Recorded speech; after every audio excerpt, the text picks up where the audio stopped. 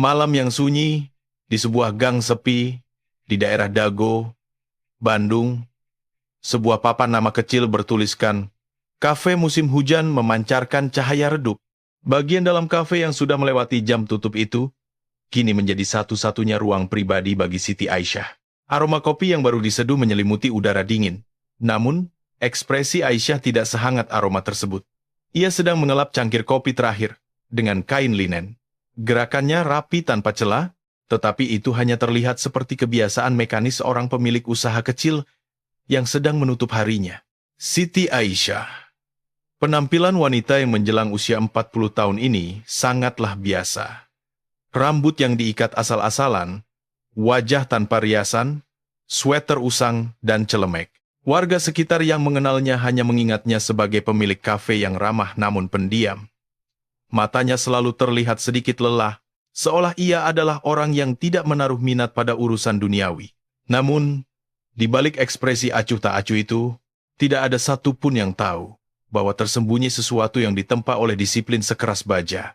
Saat itulah, dering telepon yang tajam memecah keheningan kafe. Hanya ada satu orang yang akan menelepon ke nomor toko pada jam segini. Aisyah meletakkan cangkir dan mengangkat gagang telepon. Penelepon itu tersimpan dengan nama Melati. Ia adalah satu-satunya sahabatnya, Rina Melati. "Halo," suara Aisyah terdengar rendah dan tenang. Namun, apa yang terdengar dari seberang telepon bukanlah suara Rina yang biasanya ceria. Aisyah, tolong aku! Hiks! Itu adalah jeritan yang hampir menyerupai pekikan putus asa. Sensasi jantung yang seolah jatuh berdebum ke lantai menyergap Aisyah. Sorot matanya berubah dalam sekejap. "Rina, ada apa?" Tenang dan bica. Belum sempat kata-katanya selesai, dari seberang telepon terdengar suara kasar seorang pria yang disusul oleh suara barang pecah. "Bangsat, tutup mulutmu dan matikan teleponnya!" Disusul suara hantaman tumpul buk dan rintihan kesakitan Rina. Jangan. Aisyah, dan hal terakhir yang terdengar adalah jeritan memilukan Rina, diiringi suara ponsel yang dibanting keras ke lantai, lalu nada panggil terputus begitu saja. Tut, tut, tut. Keheningan kembali menyelimuti kafe. Seolah keributan barusan hanyalah halusinasi. Namun tangan Aisyah yang memegang gagang telepon bergetar halus. Tidak, itu bukanlah ketakutan. Amarah yang tak tertahankan mulai melepaskan segelnya. Aisyah tidak ragu sedetik pun. Ia tidak menjerit atau panik. Ia bahkan tidak meneteskan air mata. Tubuhnya sudah bereaksi. Sorot mata lelah sang pemilik kafe telah lenyap. Sebagai gantinya, kilatan mata seekor predator yang mengunci mangsanya memancar, lebih dingin dan tajam dari angin malam pegunungan. Ia membuang celemeknya dan mengeluarkan sebuah tas kecil yang disembunyikan di bawah meja kasir. Lalu, ia mengganti sweaternya dengan jaket hoodie hitam usang yang tergantung di dinding. Tidak ada satu pun gerakan yang sia-sia. Tangannya saat mengunci pintu kafe tampak tenang, tetapi 2 kali lebih cepat dari biasanya. Ia tidak berlari menuju mobil MPV tuanya. Sebaliknya, dengan langkah yang cepat namun tak bersuara, ia menyatu dengan kegelapan malam. Toko bunga milik Rina, toko bunga Melati, berjarak 2 blok dari sana. Otaknya sudah mensimulasikan ribuan skenario. Beberapa menit kemudian, Aisyah tiba di depan toko bunga tersebut. Toko yang biasanya dipenuhi aroma bunga yang lembut dan pencahayaan hangat itu kini hancur berantakan. Pintu kacanya pecah berkeping-keping, dan bagian dalam toko seperti kapal pecah. Pot-pot hancur, tanah dan tanaman berserakan di lantai, dan buket-buket bunga halus kesayangan Rina hancur diinjak-injak oleh kaki-kaki kasar. Aisyah melangkah masuk. Ia mengamati tempat kejadian. Ini bukan sekedar kasus perampokan biasa. Tujuannya bukan uang atau barang. Ini adalah penculikan dan perusakan yang disengaja untuk mengintimidasi korban. Ia menemukan ponsel Rina yang tergeletak di lantai. Layarnya retak, tapi dayanya belum mati. Dengan tangan bersarung, Aisyah memungut ponsel itu dengan hati-hati. Tatapannya menyapu tempat itu secara mendetail, persis seperti tim forensik profesional. Pandangannya tertuju pada sesuatu di bawah tumpukan mawar yang terinjak di dekat meja kasir. Ia memungut kartu nama yang setengah robek itu.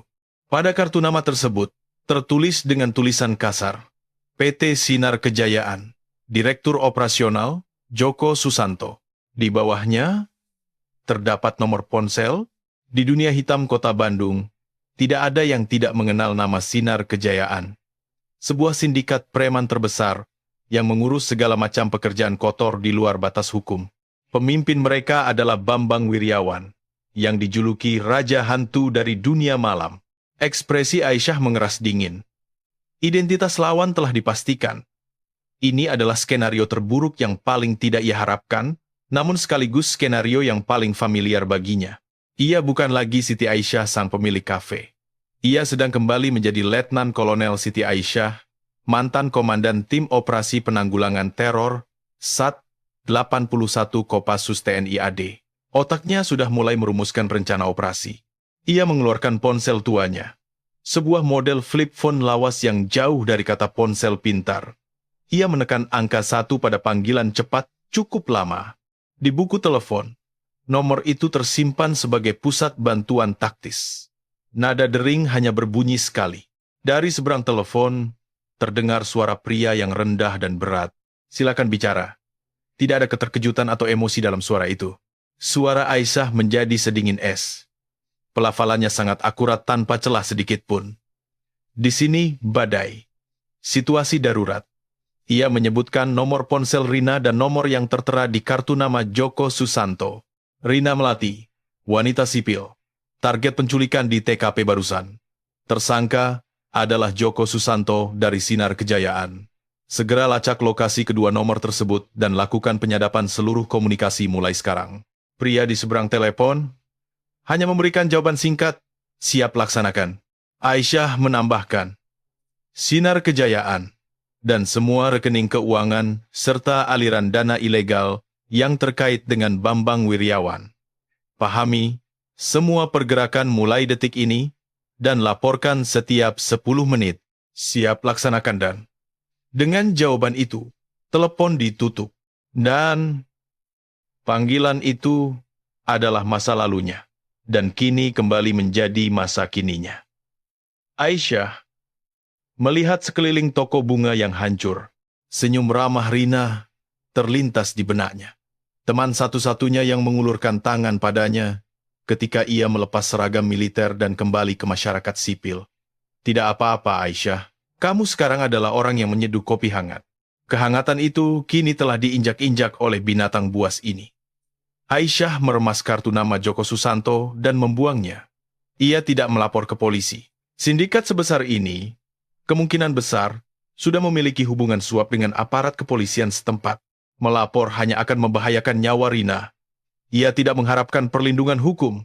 Dirinya lah hukum, dan dirinya lah sang eksekutor. Ia harus menyelesaikan masalah ini dengan caranya sendiri. Dan caranya selalu didasarkan pada rancangan yang sempurna. Aisyah keluar diam-diam dari pintu belakang toko. Mobil tuanya terparkir tenang di dalam kegelapan. Ia duduk di kursi pengemudi dan menyalakan mesin. Suara mesin menderu membelah jalanan malam. Matanya tidak lagi memantulkan cahaya gemerlap kota Bandung. Di matanya, hanya ada satu target yang terukir jelas. Markas Sinar Kejayaan. Menara gerhana di kawasan komersial kota. Bertahanlah sebentar, Rin. Gumam Aisyah pelan. Aku datang. Mobilnya mulai bergerak menembus kegelapan. Itu bukan sekadar pergerakan biasa. Itu adalah awal dari operasi yang dirancang oleh Komandan Pasukan Khusus Terbaik Indonesia untuk mencabut sindikat kejahatan raksasa itu sampai ke akar-akarnya. Para preman Bandung itu bahkan tidak bisa membayangkan siapa yang telah mereka usik, dan akhir mengerikan macam apa yang akan mereka hadapi. Menara Gerhana. Seperti namanya, menara ini berdiri megah seolah menelan cakrawala kota dengan bayangan hitamnya. Ini adalah markas Sinar Kejayaan, dan jantung dari semua hiburan dan bisnis ilegal di kota ini. Dinding luar bangunan terbuat dari kaca penuh, memantulkan lampu neon murahan, alih-alih cahaya bintang, mencerminkan hasrat kota. Di pintu masuk, mobil-mobil impor mewah keluar masuk tanpa henti. Dan para pria bertubuh besar, berjas hitam berbaris bak penjaga gerbang neraka. Ke dalam pemandangan yang mewah dan mengintimidasi ini, sebuah kendaraan yang sangat tidak pantas menyelinap masuk. Itu adalah sedan lawas milik Siti Aisyah. Ia melewati area valet parking dan memarkir mobilnya di gang gelap yang agak jauh dari menara. Ia turun dari mobil dan menarik tudung jaket hitamnya ke atas kepala. Celana jeans usang, sweater, dan jaket hoodie. Siapapun yang melihatnya akan tahu bahwa ia bukanlah pelanggan klub malam kelas atas ini.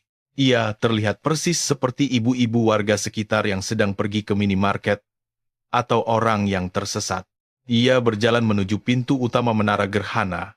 Tanpa ragu, lobi lantai 1 sudah dipenuhi suara bising musik, tawa orang-orang, dan aroma parfum mahal yang bercampur dengan asap rokok murah, menciptakan kekacauan saat pintu otomatis terbuka. Dan Aisyah melangkah masuk. Dua penjaga bertubuh besar di pintu masuk segera menghalanginya. Mata mereka menyiratkan rasa jijik yang terang-terangan. "Ibu, tahu ini tempat apa, main masuk aja?" "Ini bukan tempat buat ibu-ibu." Salah satu dari mereka mengibaskan tangannya dengan kasar, mencoba mendorongnya keluar. "Mau minta sumbangan ya? Mending ibu ke warung bubur kacang hijau 24 jam di seberang jalan sana." Meskipun mereka melontarkan kata-kata ejekan, Aisyah tidak berkedip sedikit pun. Tatapannya tertuju melewati bahu para penjaga, mengarah ke bagian dalam lobi.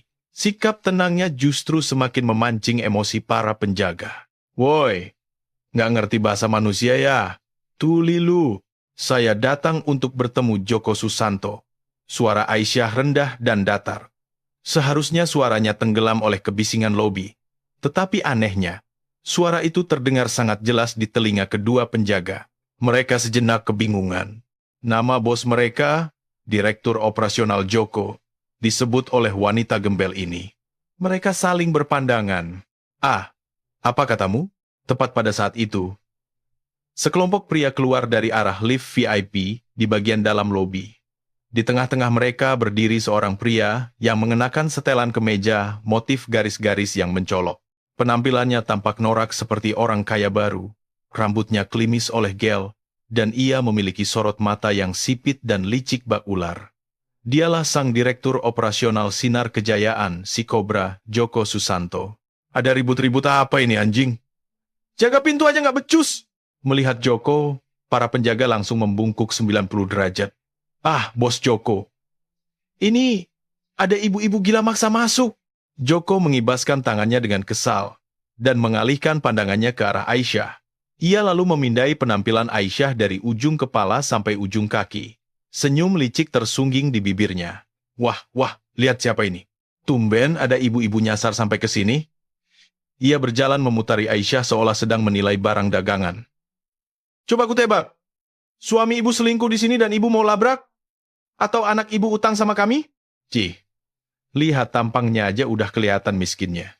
Anak buahnya tertawa terbahak-bahak mengikuti lelucon bos mereka. Aisyah hanya menatap Joko dalam diam. Dalam tatapan itu tidak ada ketakutan, amarah, atau emosi apapun. "Kenapa diam? Bisu lu." Joko merasa terganggu dengan reaksi Aisyah yang tanpa ekspresi. Ia selalu terbiasa melihat orang-orang ketakutan atau bersikap merendah di hadapannya. Ia menyentil dahi Aisyah dengan jarinya. "Atau jangan-jangan ibu naksir sama saya? Duh, ibu bukan tipe saya. Tapi kalau mau, saya bisa masukin ibu kerja jadi tukang pel di klub anak buah saya." "Gimana?" Tawa anak buahnya semakin keras. Aisyah lalu menyodorkan kartu nama yang sedari tadi digenggamnya hingga kusut ke depan mata Joko. "Saya datang mencari Rina Melati. Anak buah Anda menculiknya dari toko bunga di Dago, Saudara Joko." Suaranya masih datar, tetapi isinya cukup untuk membungkam semua kebisingan di lobi. Senyum Joko seketika membeku. Tawa anak buahnya juga berhenti tiba-tiba. Joko menatap kartu nama di tangan Aisyah. Lalu ia menatap wajah Aisyah kembali, hening sejenak. Namun detik berikutnya, Joko meledak dalam tawa. "Wahaha, gila, asli gila nih orang." Ia menyeka sudut matanya seolah terlalu banyak tertawa hingga berair. "Lu lagi main detektif-detektifan ya? Rina Melati tukang bunga? Siapa itu bangsat? Anak buahnya kembali santai dan mulai mengejek.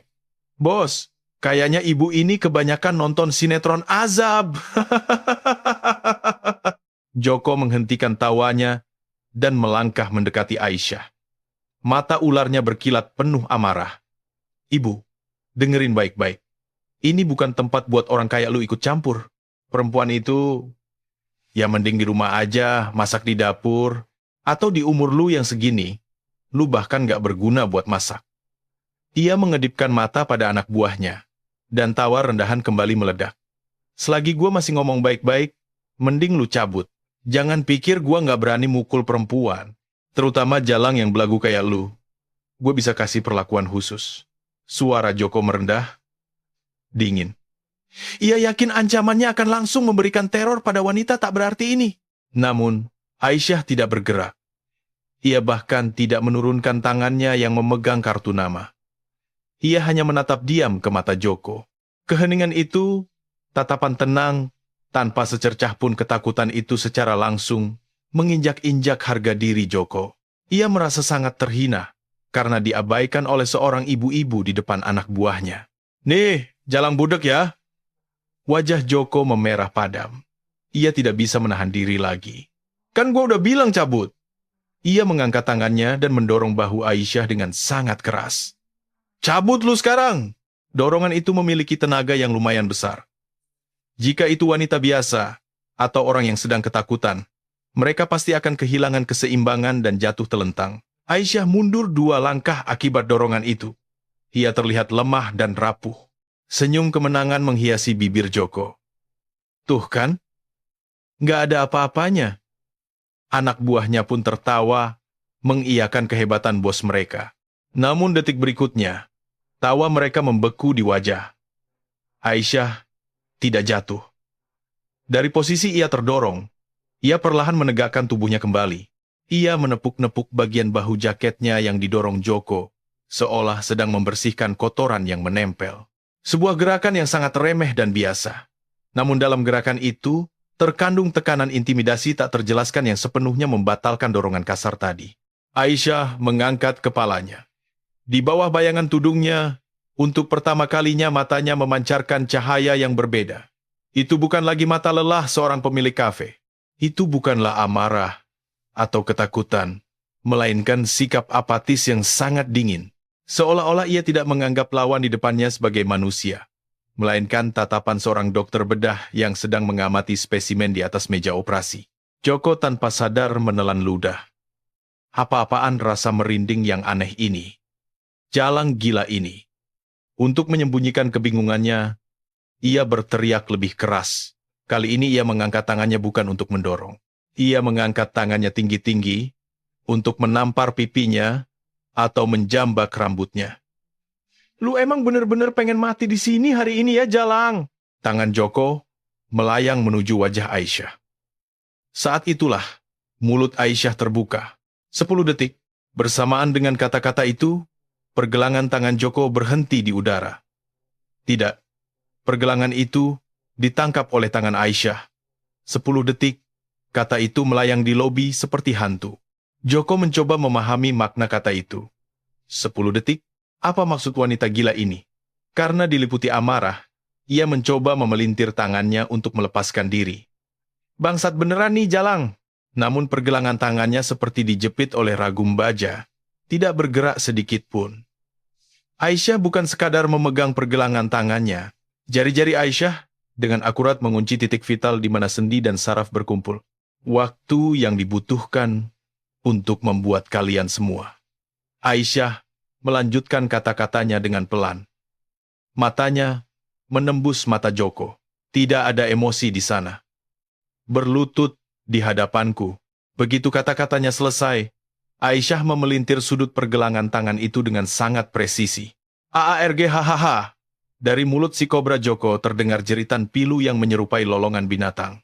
Itu adalah jeritan penderitaan tajam yang cukup untuk menelan mentah-mentah suara bising musik di lobi. Terdengar suara mengerikan dari tulang dan ligamen yang terkilir dan robek.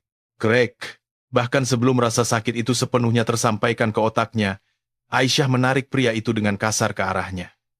Joko kehilangan keseimbangan dan terseret karena pergelangan tangannya yang patah. Pada saat itu, siku kiri Aisyah melesat seperti citah dan menghantam ulu hati Joko dengan sangat akurat. Salah satu titik paling vital dan rapuh di tubuh manusia. Kehuk! Jeritan kedua Joko tidak sempat bersuara.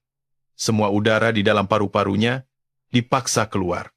Ia tidak bisa bernapas, apalagi menjerit. Di tengah tekanan dan rasa sakit yang membuat bola matanya serasa mau keluar, ia tidak bisa memegang pergelangan tangannya yang patah, dan tubuhnya meringkuk seperti udang, jatuh ke lantai. Semua ini terjadi hanya dalam 1 detik. Udara di lobi langsung membeku. 4 anak buah yang sedari tadi mengejek Aisyah berdiri mematung, seolah tidak percaya dengan apa yang mereka lihat. Bos mereka, si kobra yang terkenal kejam dan licik, lumpuh hanya dengan 2 gerakan dari ibu-ibu yang tampak rapuh itu. Jalan gila. Kesadaran pertama yang muncul dari keterkejutan itu adalah amarah. Mereka kehilangan akal sehat saat menyadari bos mereka dihabisi oleh seorang wanita. Bos Joko, bunuh Jalang itu. Mereka bukanlah anggota sindikat terlatih. Mereka hanyalah preman jalanan yang mengandalkan otot dan keberingasan. Keempat pria bertubuh besar itu berteriak dan menyerbu Aisyah secara bersamaan. Pria pertama adalah yang paling cepat. Ia mengayunkan tinju besarnya, menyeruduk langsung ke arah wajah Aisyah. Aisyah tidak menghindar. Ia hanya bergeser setengah langkah ke samping, menepis lengan pria itu ke arah dalam. Pria itu panik karena targetnya menghilang, tetapi sudah terlambat. Telapak tangan Aisyah melesat dari bawah ke atas, menghantam rahang pria itu. Krak! Bersamaan dengan suara tulang rahang yang hancur, otak pria itu berguncang hebat di dalam tengkoraknya. Di saat yang sama, kaki Aisyah dengan akurat menyapu bagian belakang lutut pria itu. Tubuh raksasa setinggi hampir 2 meter itu kehilangan keseimbangan dan jatuh telentang, bagian belakang kepalanya menghantam lantai marmer dengan suara keras. Buk! Pria itu tidak bergerak lagi. Pria kedua memanfaatkan celah itu dan menyusup ke belakang Aisyah. Ia mencoba memeluk pinggang Aisyah dengan lengan besarnya, seperti beruang yang ingin meremukan mangsanya. Kenalu, bangsat, saat pria itu meneriakkan kemenangan, Aisyah merendahkan titik berat tubuhnya secara ekstrem. Lengan pria itu merangkul udara kosong, dan pada saat itu, Aisyah menangkap lengan pria tersebut, menjadikannya sebagai poros di pundaknya. Bantingan teknik judo yang sempurna. Berat badan raksasa pria itu justru menjadi bumerang. Ia berputar 1 putaran penuh di udara, dan terbanting ke lantai marmer dengan bahu lebih dulu. Pria itu menjerit karena sendi bahunya lepas. Gerakan Aisyah tidak berhenti. Ia langsung menekan siku lengan pria yang jatuh di lantai itu menggunakan lututnya. Sendinya patah ke arah yang berlawanan. 2 preman yang tersisa menerkam Aisyah dari kiri dan kanan secara bersamaan. Mereka kini merasakan ketakutan, tetapi tidak bisa mundur. Pria di sebelah kiri mengayunkan tinjunya seperti tongkat bisbol. Alih-alih menghindari pukulan itu, Aisyah menangkisnya dengan sikunya.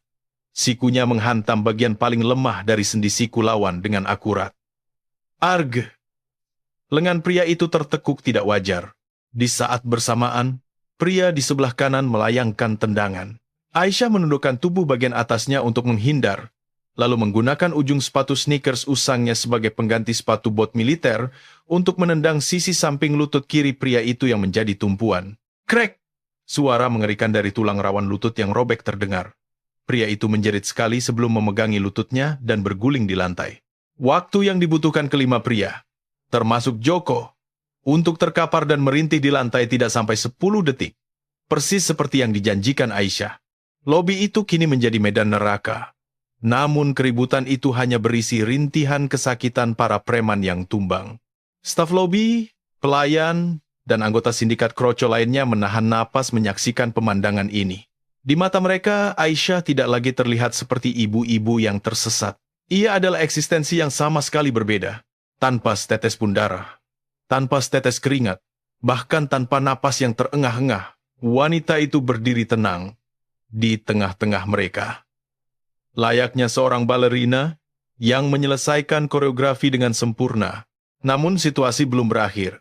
Keributan yang lebih besar muncul dari arah dalam lobi. Minggir!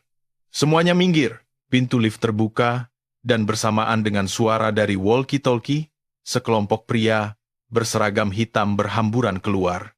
Mereka berbeda dari preman di pintu masuk.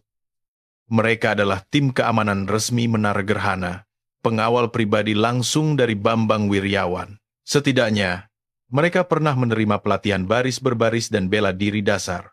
8 anggota tim keamanan mengepung Aisyah dengan sempurna. Di tangan mereka, terdapat tongkat baton taktis, tongkat T, dan alat kejut listrik, taser. Saat melihat rekan-rekan mereka Joko dan para preman terkapar merintih di lantai, mereka sempat syok, namun segera mencoba mengembalikan ketenangan profesional mereka. Komandan tim keamanan maju ke depan dan memanjangkan tongkat batonnya dengan bunyi klik yang keras. Saya tidak tahu Anda siapa, tapi hentikan semua tindakan Anda di sini. Ini peringatan terakhir. Suara komandan itu bergetar. Apa yang dilihatnya berada di luar akal sehat. Bagaimana wanita kurus ini bisa mengalahkan pria-pria berbadan besar ini? Aisyah mengangkat wajahnya dan menatapnya. Kemudian ia menggunakan dagunya untuk menunjuk Joko yang terkapar di lantai. Tanya pada orang itu. Siapa aku? Komandan keamanan menatap Joko ke bawah. Di tengah penderitaan akibat pergelangan tangannya yang patah dan napas yang sesak, Joko berteriak penuh amarah. Apa yang kalian tunggu? Anjing-anjing tolol?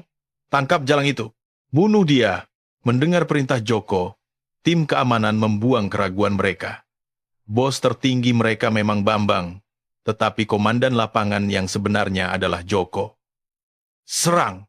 Dengan teriakan komandan tim, 8 pria menyerbu Aisyah secara bersamaan. Mata Aisyah menyipit. Sedikit lebih baik dari sebelumnya, tapi masih tetap sampah.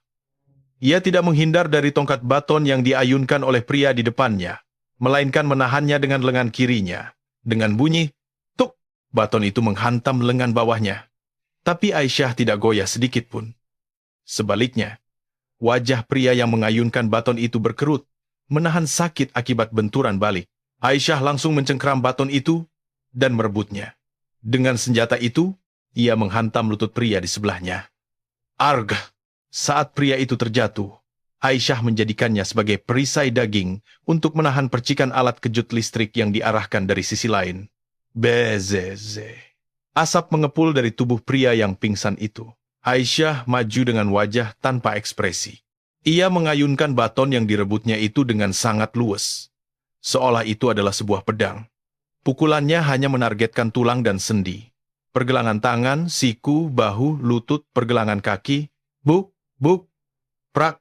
Suara hantaman tumpul bergema di lobi. Tim keamanan bahkan tidak bisa menyentuh ujung kerah bajunya. Pergerakan Aisyah adalah esensi murni dari Close Quarters Combat CQC, anti-teror, yang diajarkan di Satuan 81 Gultor Kopassus. Monster ini. Komandan tim keamanan juga kehilangan akal sehatnya. Ia mengeluarkan sesuatu dari pinggangnya. Itu adalah pisau taktis militer pisau komando. Sebuah barang yang seharusnya tidak dimiliki oleh kepala keamanan sarang preman. Mati kau! Ia mengangkat pisau tinggi-tinggi dan menerjang punggung Aisyah. Ia memanfaatkan celah saat Aisyah sedang bertarung dengan anggota lain. Namun, Aisyah seperti memiliki mata di belakang kepalanya. Ia menendang pria di depannya sambil membalikan badan. Pisau komandan itu meluncur menuju jantungnya. Aisyah menangkap bilah pisau itu dengan tangan kosong. Tidak. Tepatnya, sepersekian detik sebelum bilah pisau menyentuh telapak tangannya, ia menangkap pergelangan tangan pria yang memegang pisau itu. Lalu, ia menerapkan teknik yang sama persis seperti yang dilakukannya pada Joko, bahkan jauh lebih cepat dan lebih kuat. Krak! Pergelangan tangan komandan tim hancur. Saat ia melepaskan pisaunya karena kesakitan, Aisyah merampas pisau itu di udara. Lalu, bukan dengan bilahnya, melainkan dengan bagian ujung gagang pisau, ia menghantam bagian pelipis komandan tim itu dengan sangat presisi. Buk! Komandan tim langsung tumbang ke lantai dan kehilangan kesadaran. Kini, tidak ada satupun musuh yang berdiri di lobi. 5 preman termasuk Joko, dan 8 anggota tim keamanan, total 13 pria tergeletak mengerang atau pingsan di lantai. Aisyah berdiri di tengah-tengah mereka. Jaket hoodie usangnya masih terlihat rapi. Ia menatap pisau komando di tangannya. Lalu, Dengan ekspresi seolah baru saja menyentuh serangga yang menjijikkan, ia menjatuhkan pisau itu begitu saja ke dada komandan tim yang pingsan. Suara logam berbenturan dengan pakaian terdengar sangat nyaring di tengah keheningan. Seorang pelayan wanita yang bersembunyi di sudut lobi mulai muntah-muntah melihat pemandangan itu. Aisyah perlahan mengangkat kepalanya. Tatapannya tertuju pada manajer klub yang sedang gemetar ketakutan di sudut lobi. Manajer itu, saat bertatapan dengan Aisyah, mengeluarkan suara tercekat dan hampir jatuh terduduk. Aisyah melangkah mendekatinya. Selangkah demi selangkah, suara langkah kakinya menggema di lobi bak langkah seorang algojo. Ia berdiri di depan manajer itu, karena dilanda teror. Sang manajer bahkan tidak berani menatap mata Aisyah dan hanya menunduk melihat lantai. Ampun, tolong ampuni saya. Saya tidak tahu apa-apa. Aisyah tidak mencengkeram kerahnya atau mengancamnya. Dengan suara sedingin es, lebih rendah dan lebih mengintimidasi dari sebelumnya, ia memerintahkan, panggil bosmu, Bambang Wiryawan, turun. Ia mengambil napas sejenak, lalu menambahkan, jangan buat aku mengatakannya 2 kali. Sang manajer mengangguk dengan panik.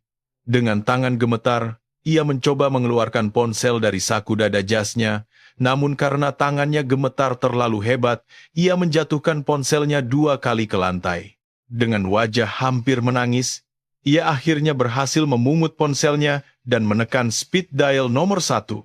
Itu adalah jalur langsung yang terhubung ke Bambang di penthouse.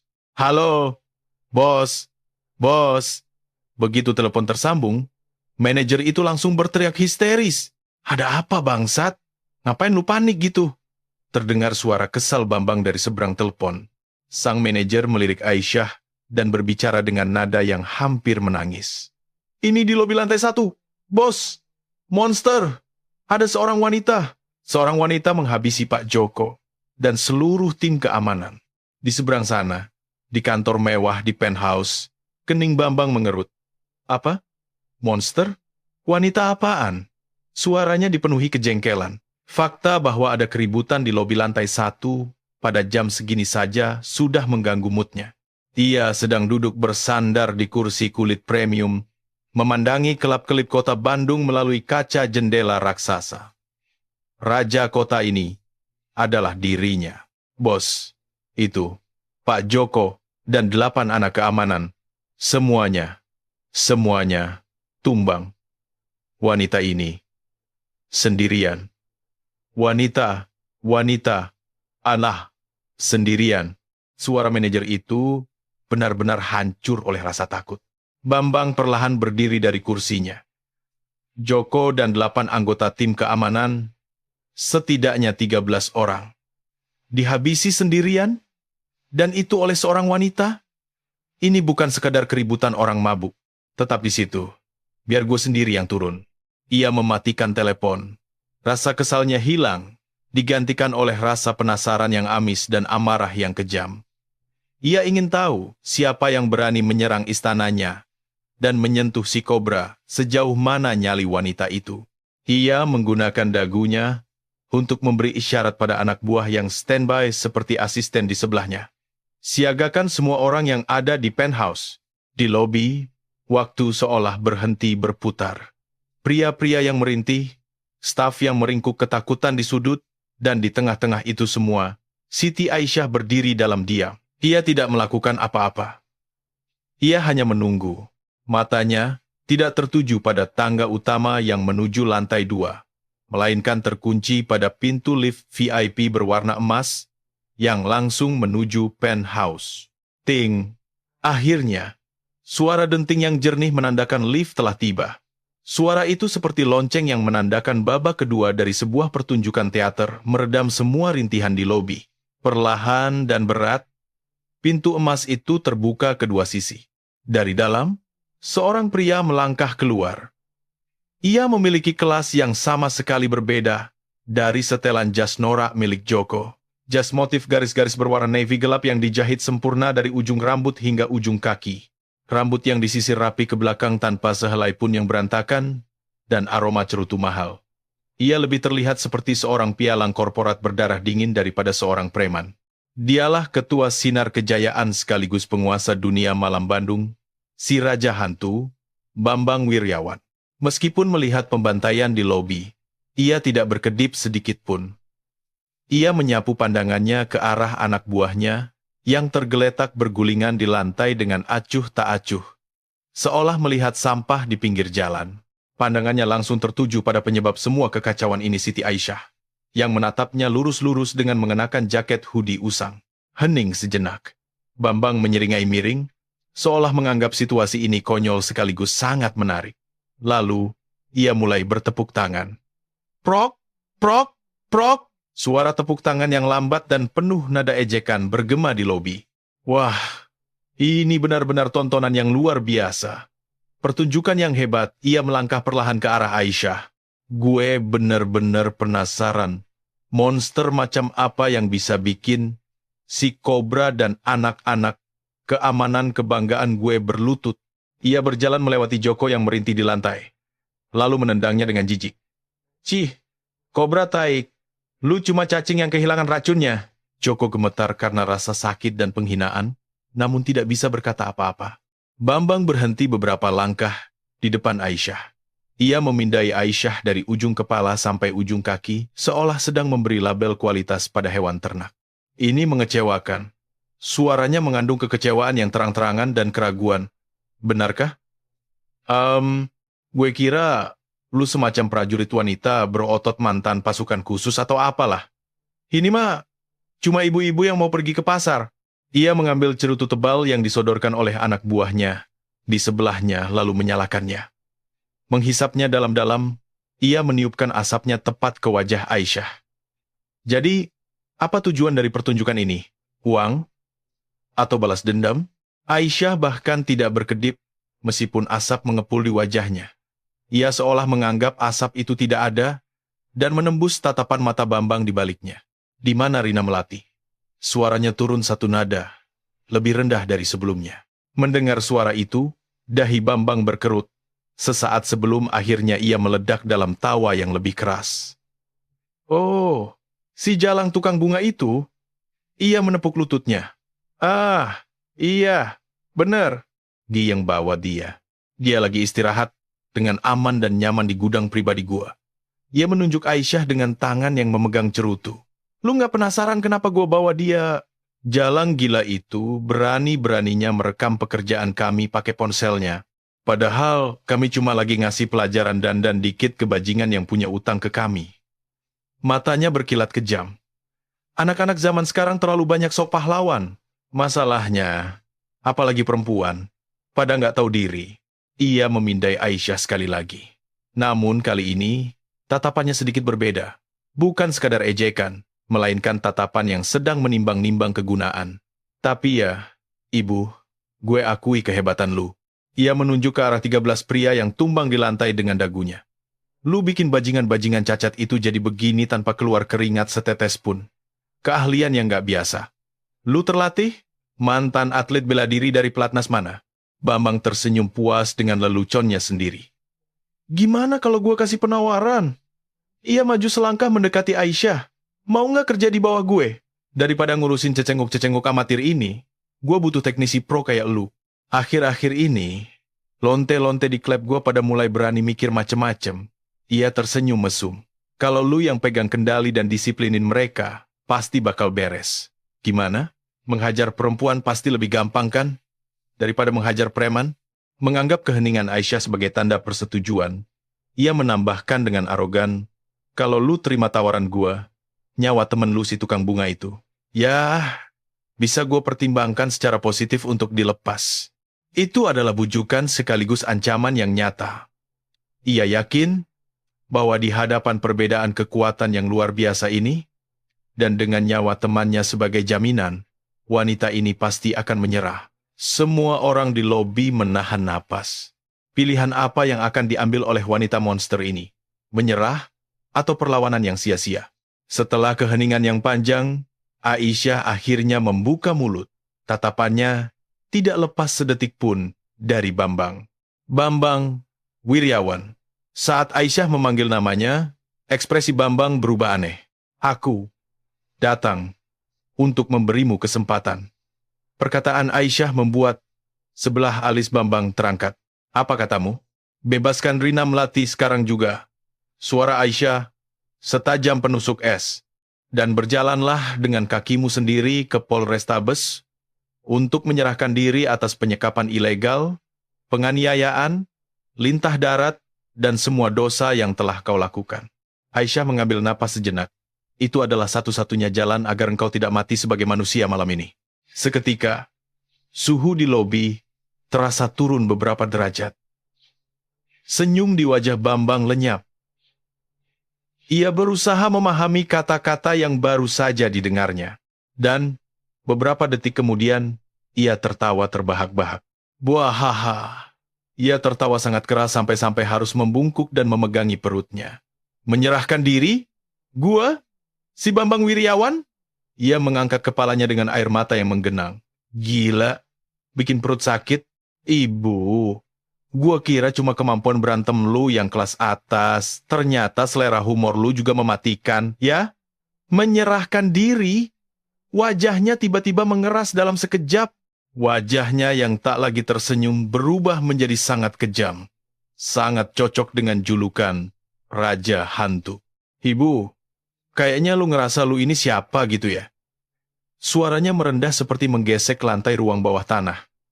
Biar sehebat apapun lu terbang dan merayap, pada akhirnya lu cuma seorang perempuan. Ia melemparkan cerutunya ke lantai dan menginjaknya dengan sepatu pantofelnya. Gerakan itu mengandung pengabaian dan penghinaan total terhadap tawaran Aisyah. Lu pikir lu siapa berani nyuruh gue nyerahin diri? Lu Kapolda? Atau lu Jaksa Agung? Hah? Ia menunjuk Aisyah dan berteriak marah. Nyawa temen lu masih ada di tangan gue dan lu udah kehilangan rasa takut ya? Bagus. Karena lu udah jalan sendiri ke neraka, gue sendiri yang bakal ngirim lu nyusul temen lu. Bambang yang murka mengangkat tangannya tinggi-tinggi. Itu adalah sinyal serangan. Keluarkan semuanya. Cincang jalang ini sampai tulangnya hancur. Begitu perintahnya dijatuhkan.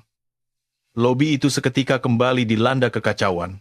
Dari tangga utama, dari balkon lantai 2, dan menendang pintu darurat, dari setiap sudut lobi yang tersembunyi. Sekelompok pria berhamburan keluar dalam jumlah yang tak sebanding dengan anak buah Joko. Mereka bukan preman biasa. Mereka adalah pasukan Algojo Inti milik Bambang. Di tangan mereka terdapat tongkat bisbol, pipa besi, dan bahkan golok panjang yang bilahnya diasah tajam. Dalam sekejap, lebih dari 30 anggota sindikat membentuk formasi kepungan sempurna yang berpusat pada Aisyah. Ini adalah intimidasi dengan level yang sama sekali berbeda, dibandingkan saat melawan 13 orang. Hawa membunuh, memenuhi seluruh ruangan lobi. Bambang tampak puas dengan pemandangan luar biasa ini. Ia menenggelamkan tubuhnya ke dalam satu-satunya sofa bersih di tengah lobi. Ia menyalakan cerutu baru yang dibawakan anak buahnya dan menyilangkan kakinya. Ekspresinya sudah seperti seorang pemenang. Nah, sekarang lu mau ngapain? Tanya Bambang sambil menghembuskan asap tebal. Di matanya hanya ada antisipasi kejam tentang bagaimana ibu-ibu ini akan putus asa, menjerit, dan hancur berkeping-keping. Pertunjukan udah selesai, Ibu. Pertunjukan udah selesai. Suara ejekan Bambang bergema di lobi yang berbau darah itu. Lebih dari 30 pria, dengan mata berkilat, membunuh perlahan menyempitkan kepungan dengan pipa besi dan golok di tangan. Di mata mereka, Siti Aisyah sudah bukan lagi manusia yang hidup. Mereka adalah kawanan dubuk yang kelaparan, dan Aisyah tak lebih dari mangsa yang terisolasi di tengah-tengah mereka. Wanita manapun, tidak. Pria manapun dalam situasi ini, pasti akan menjerit ketakutan, berlutut, dan memohon ampun demi nyawanya. Namun Siti Aisyah berbeda. Ia mengabaikan 30 preman yang mengepungnya, seolah mereka adalah latar belakang yang tidak ada wujudnya. Tatapannya hanya tertuju pada satu tempat. Bambang Wiryawan, yang duduk arogan di sofa sambil menghisap cerutu. Aisyah bahkan menghela napas pelan. Itu bukan hela napas ketakutan. Itu adalah hela napas yang bercampur dengan rasa muak dan jengkel. Persis seperti orang dewasa sesaat sebelum memarahi anak-anak yang berisik. Berisik sekali. Suara rendahnya sama sekali tidak cocok dengan situasi konfrontasi yang mematikan ini. Para preman sesaat terhenti. Wanita itu baru saja menghela napas Kening Bambang berkerut. Apa? Jalang gila ini? Mau nyebutin wasiat terakhir? Belum sempat kata-katanya selesai, Aisyah bergerak. Ia tidak menyerang atau mengambil kuda-kuda bertahan. Ia memasukkan tangannya ke dalam saku jaket hoodie-nya. Sebuah gerakan yang sangat biasa dan sehari-hari. Namun, satu gerakan itu membuat udara di seluruh lobi menegang bagai sumbu peledak yang siap meledak. Preman-preman yang berada paling dekat dengan Aisyah secara naluriah tersentak. Pistol, pisau, ani, menghindar. Mereka ingat bahwa wanita itu menghabisi 13 orang dengan tangan kosong tadi. Mereka tidak bisa membayangkan apa yang ada di dalam saku itu. Bahkan Bambang pun menjauhkan cerutu dari mulutnya dan menegakkan tubuhnya di sofa. Di balik ekspresi arogannya, untuk pertama kalinya melintas sebuah ketegangan. Semua mata tertuju pada sakunya. Lalu, Aisyah mengeluarkan tangannya. Tidak ada pistol maupun pisau di tangannya. Ia hanya memegang sesuatu yang kecil dan usang. Ia melemparkan benda itu ke arah Bambang. Tidak ada niat menyerang. Itu hanyalah gerakan santai seolah menyuruhnya untuk melihat. Tak, tak. Dua benda kecil yang keras jatuh berderak di atas meja kaca di depan Bambang. Yang satu adalah kartu identitas tua, yang tepinya sudah memudar dan fotonya kusam. Dan yang lainnya adalah benda logam berat berwarna hitam yang menyerupai koin. Lobi kembali hening. Para preman bingung karena tidak tahu apa maksud dari benda tersebut. Bambang tertawa hambar karena merasa konyol. Apa ini? Sampah? Gua kira ini surat wasiat terakhir lo. Ia memungut benda di atas meja itu dengan nada mengejek. Lu mau buang-buang waktu cuman pakai ginian. Teman lu di gudang sekarang lagi. Ia mengangkat kartu identitas yang sudah usang itu dan menggoyangkannya di depan matanya. Coba kita lihat. Wah, kartu anggota militer nih. Fotonya udah ceke-ceke. Ia mulai membaca tulisan di kartu tersebut. Nama, Siti Aisyah. Ia melirik Aisyah sekilas. Pangkat. Ia berhenti sejenak di sini. Ia menyipitkan matanya seolah merasa salah baca. Letnan Kolonel? Saat kata Letnan Kolonel keluar dari mulut Bambang, ia meledak dalam tawa yang tak tertahankan. Wah, Ibu, ini lu beli di mana? Di pasar Loak Jatayu. Atau ini barang peninggalan suami lu yang udah mati? Lu? Seorang Letnan Kolonel? Ia melempar kartu identitas itu kembali ke meja. Namun, ia tidak sempat memeriksa benda logam hitam di tangannya yang satu lagi. Benda itu bukan sekedar koin biasa. Itu adalah challenge coin. Koin tantangan komando. Sebuah simbol yang hanya boleh dimiliki oleh mereka yang terpilih yang menyimpan kehormatan dan sejarah satuan. Dan di tengah koin tersebut tergambar lambang yang timbul mencolok, sebilah pisau komando. Yang diapit oleh sayap dan burung hantu, lambang mematikan dari Satuan Penanggulangan Teror yang bersinar terang, bahkan di dalam kegelapan. Sebagian besar preman tidak tahu apa itu. Mereka kembali rileks dan mulai tertawa cekikikan, mengikuti tawa Bambang. Katanya Letnan Kolonel, ibu ini benar-benar udah gila. Namun, hanya satu orang. Di sudut paling belakang formasi kepungan, seorang pria yang membawa pipa besi dan tampak sedikit lebih tua dari preman lainnya, tidak ikut tertawa.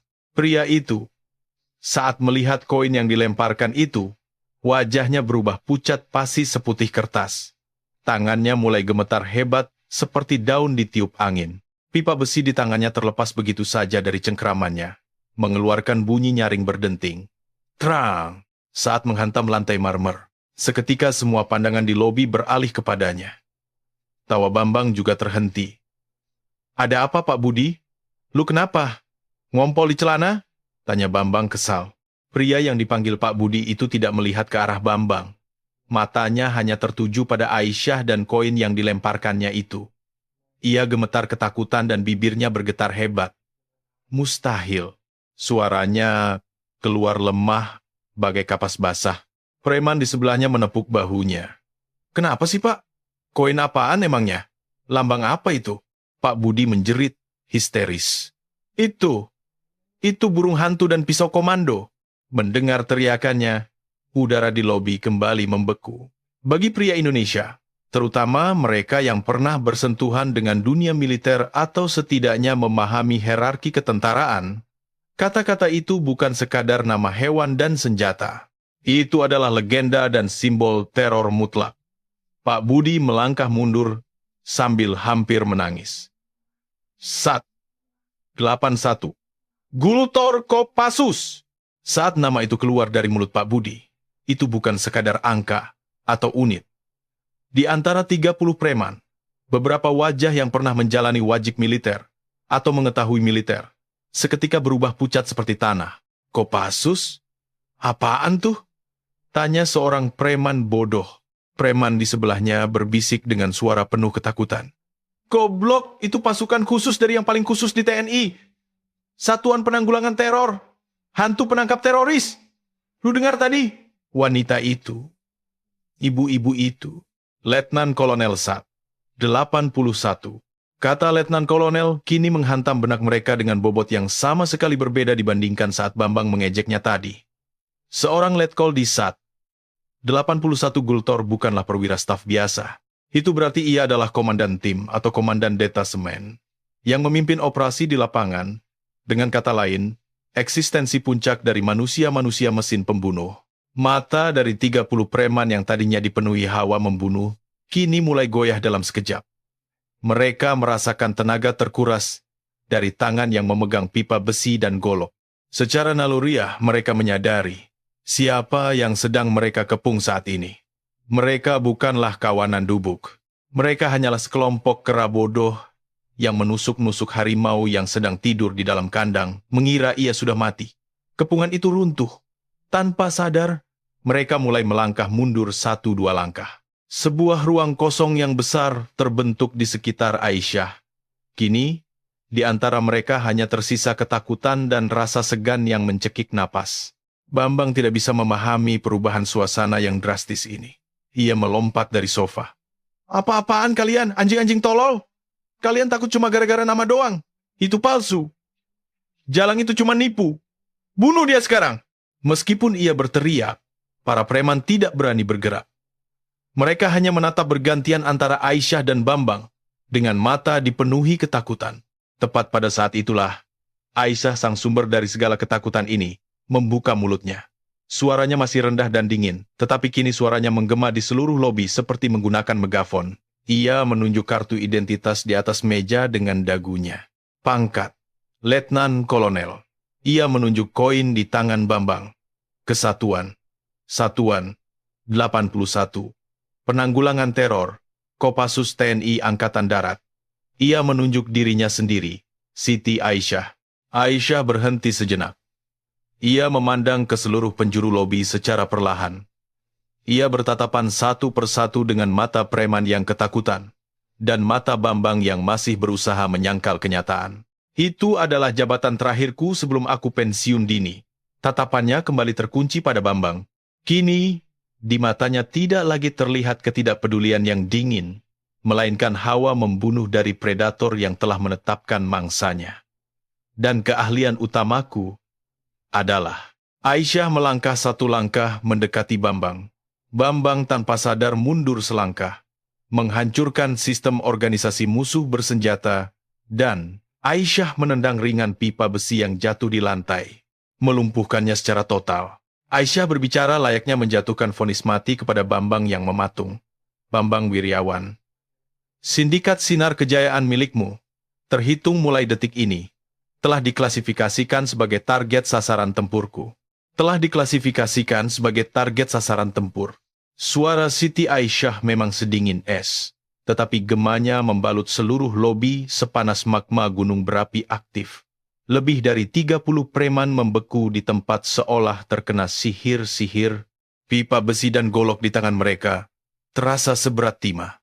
Letkol, Sat, 81, Kopassus. Kata-kata itu adalah bahasa dari dunia lain yang tidak akan pernah bisa mereka pahami seumur hidup mereka. Namun beban kematian yang terkandung di dalamnya dapat mereka rasakan secara naluriah. Bambang berusaha memahami situasi konyol ini dari kursinya. Otaknya meronta untuk mendapatkan kembali akal sehatnya. Ia melihat wajah-wajah anak buahnya yang ketakutan. Jika ia mundur di sini, semuanya berakhir.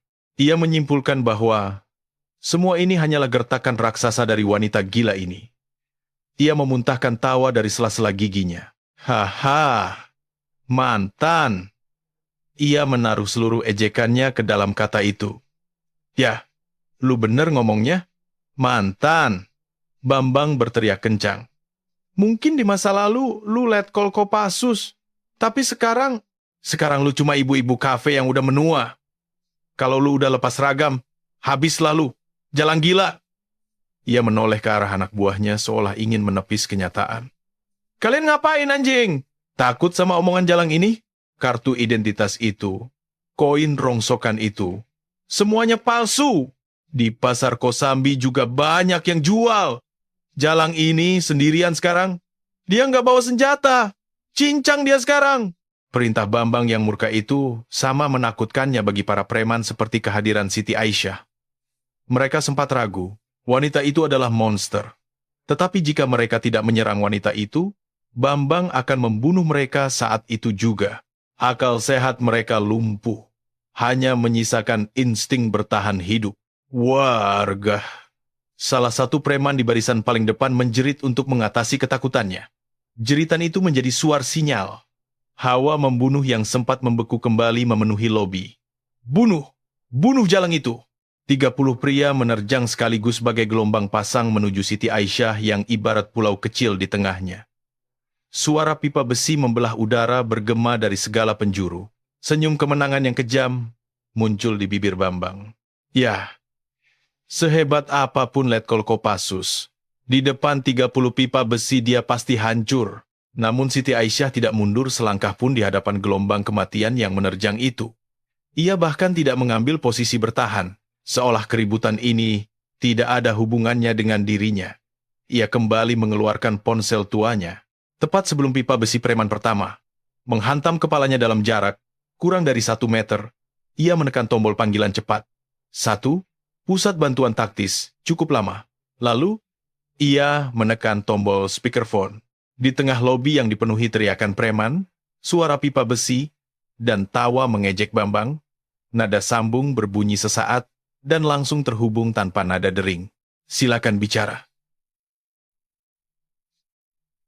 Suara pria parubaya yang datar dan berat sama persis seperti di babak pertama menggema ke seluruh lobi melalui speakerphone.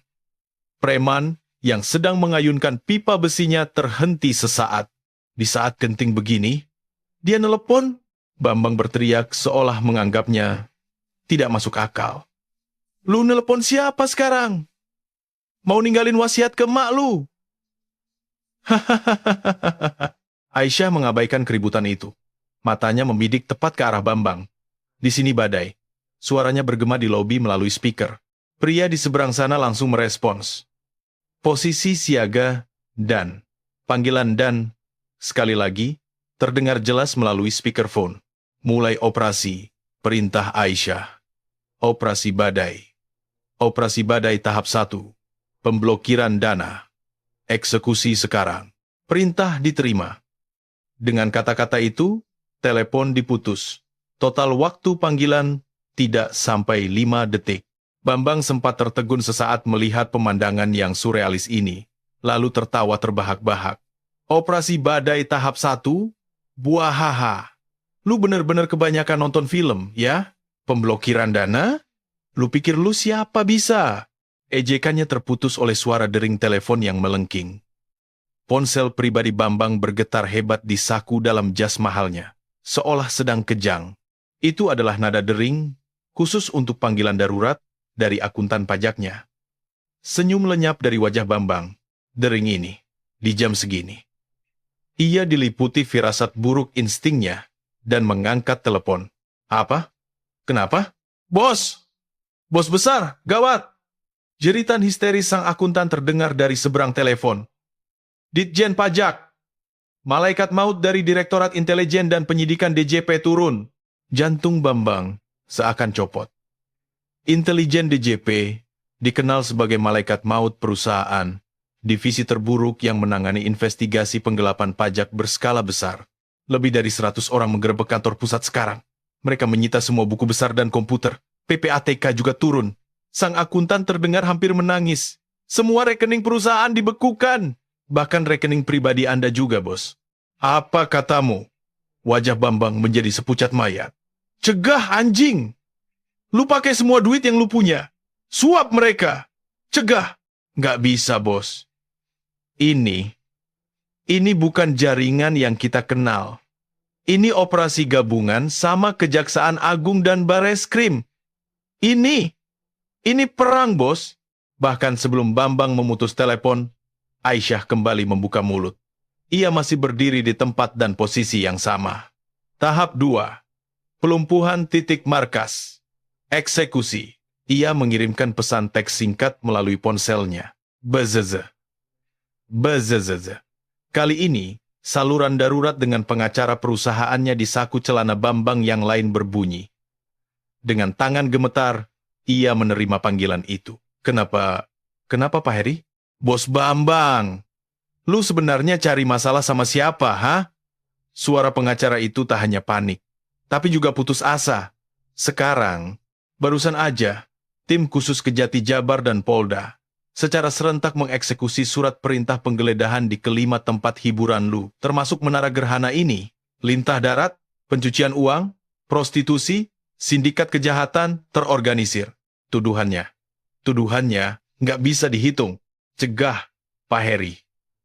Lu harus cegah. Gua nggak bisa nahan ini. Nggak bisa. Kajati langsung yang pimpin operasi ini. Ini perintah langsung dari pusat. Lu udah tamat. Gua nggak mau belain lu lagi. Jangan telepon gua lagi. Tut. Telepon diputus. Cerutu jatuh dari tangan Bambang. Kakinya gemetar. Matanya kehilangan fokus dan bergetar hebat. 30 preman tidak memahami situasi ini. Mereka menyaksikan secara real-time bagaimana raja mereka hancur berkeping-keping hanya dengan 2 panggilan telepon. Saat itu, dering telepon lain berbunyi. Kali ini, bukan ponsel Bambang, melainkan dari saku Joko yang tergeletak pingsan di lantai. Meskipun menahan rasa sakit pada tangannya yang patah, Joko dengan putus asa menerima telepon itu. Apa? Bang Gobra. Gawat, Bang. Terdengar suara anak buahnya dari seberang telepon. Di gudang. Gudang tempat kita nyekap si jalan tukang bunga itu. Kenapa? Aparat turun. Tapi ini bukan polisi polsek yang kita kenal. Ini unit taktis di Reskrimum Polda Jabar. Anak-anak semuanya ketangkep. Perempuan itu juga. Semuanya berakhir. Dalam waktu kurang dari 10 menit, kerajaan kejahatan yang dibangun Bambang seumur hidupnya runtuh bagai istana pasir. Uangnya, bisnisnya, bahkan sumber kekuatannya, anak buahnya semuanya menguap di saat yang bersamaan. Bambang perlahan mengangkat kepalanya. Bola matanya yang kosong menatap ke arah sumber segala bencana ini. Siti Aisyah.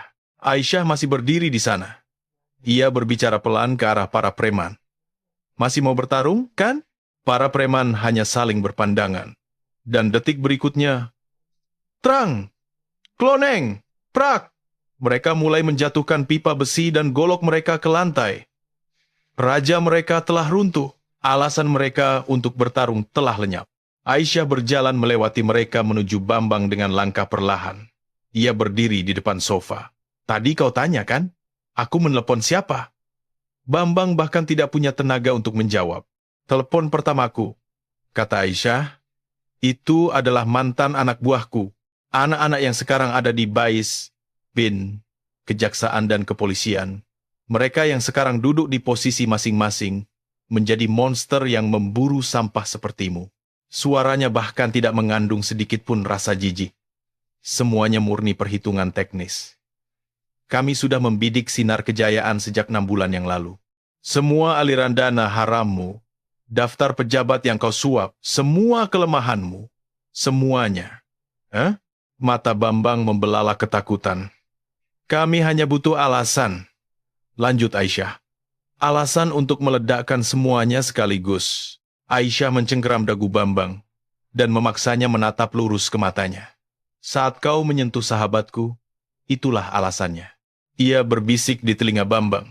Aku datang ke sini hari ini, bukan untuk menghajar 30 cecengukmu.